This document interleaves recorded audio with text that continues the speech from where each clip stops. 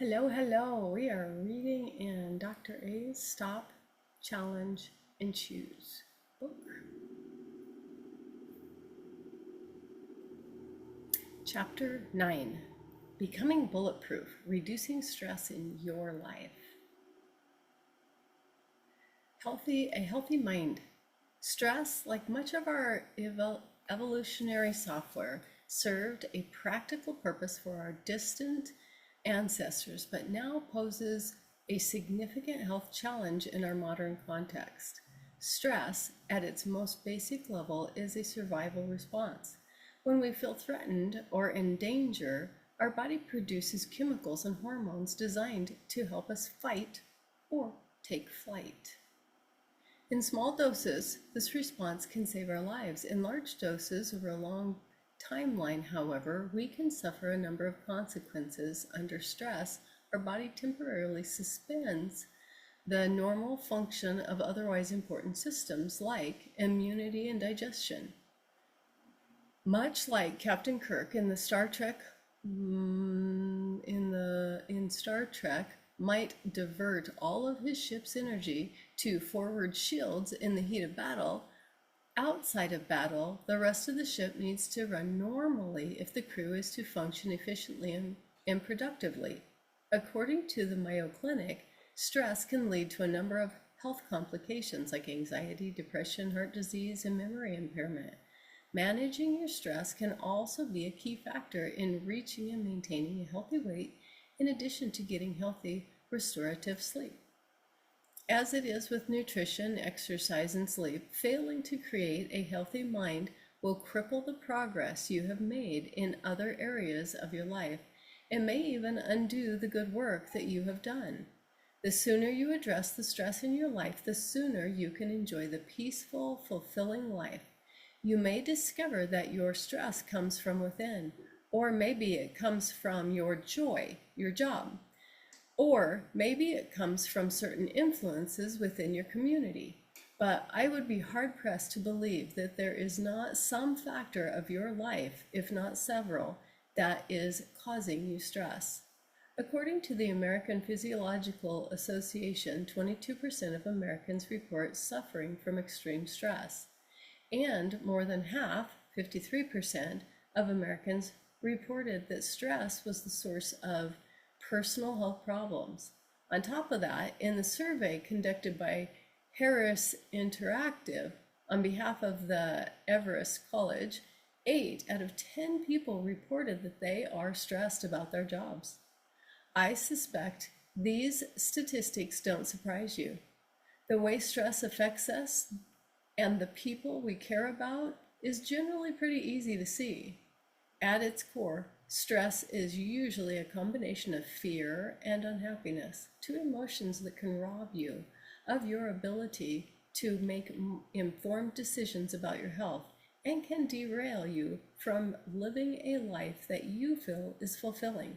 In this chapter, we're going to learn more about how you can cope with stress and how you can restructure your life so that your daily routine is spent in an environment with people who support you and your happiness. Fulfillment and success, separating you from stress. Thinking about your life and what might be causing your stress can quickly turn into a source of stress in itself. Your life is complex, and you likely come across a few hundred potential stress stimulants in any given day. Instead of dissecting all of these fine details, let's talk about the bigger picture of fulfillment and success. I love this continuum, by the way. So if you mark yourself on the level of each of these different spots, so there's fulfillment at the top, success to the right, there's depression at the bottom, and there's failure on the left. And if for each of those you choose a level, one is right out there at nothing, and then you can go all the way into 5 for failure and depression, and then the same on the other side. So, and then when you cross-reference, you'll find which triangle you're in. Thriving is between fulfillment and success. That's fulfilled And then down between success and depression, you're worn out, stressful, but depressed. Between failure and depression is burned out, depression and failing. And then between fulfillment and failure is centered, fulfilled, but failing. The fulfillment continuum is a gradient between fulfillment and depression. Rating yourself on this line helps you determine how you feel internally about your life.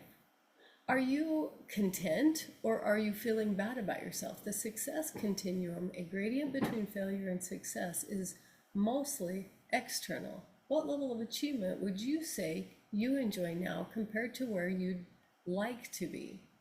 Are you comfortable with your current financial situation or professional position? When you put your scores for these continuums together, you can get a better sense for where in your life to look for sources of stress. If you feel worn out, but you are successful, it may be because your job is taking too much time away from what really matters most to you, like your friends, family, or personal passion. If you feel content with your life overall, but feel like a failure, you may need to look at your goals and make new moves to capture the achievement that you thus far eluded you. With this rough idea of where you are, set aside some time to think about what really matters to you in terms of both these continuums. This process may make you uncomfortable, but like any good exercise, a little bit of focused effort now is worth the results you'll see later. Once you determine what you want, start to think about what's keeping you from having it. You may have to admit that your job is sucking your enjoyment out of life and that it's time to find a new opportunity. Remember, it's twice as important to love what you do on a daily basis than the other factors. You may find that a particular person on your Facebook is constantly negative and as a result perpetually pulls you into the negative space. You might also consider taking up a new hobby, enjoying the arts, going outside and exploring nature, or spending more time with your family and friends. Don't let stress define your life. You should define it, and you have the power to make your vision your reality. Winning the battle against stress, reprogramming a bad habit. Defeating stress can be a challenge because it can hide in the shadows and strike when we least expect it. For example, many of us are guilty of checking our work emails late at night, and I'm in this group as well. Our phones dinging with notifications, we can't help but read the new message. Unfortunately, if a negative email comes through late at night, it can ruin our sleep, and worse yet, it can distract us from enjoying time with our family. So let's dissect the structure of this habit. Reprogramming a bad habit. Habits of disease loop. Stimulation. So Q is evening boredom. Routine, check email. Reward, mental stimulation. Some phones let you set a timer, automatically turning off notifications at a certain time. If yours does not have that feature, turn off your email notifications entirely and check them manually during the day. That way, you won't get beeps and buzzes in the evening, and you won't read that email from work that ruins your evening. Instead, pick up a good book to get the mental stimulation that you crave.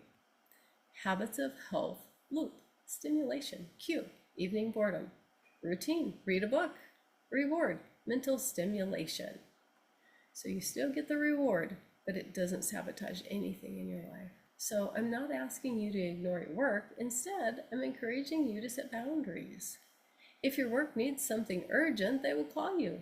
An email can wait. Make it your routine to stop checking your emails after a certain time and start looking for other stress cues that you can unweave as well. All right, and we'll be moving on to chapter 10 next. So, stop.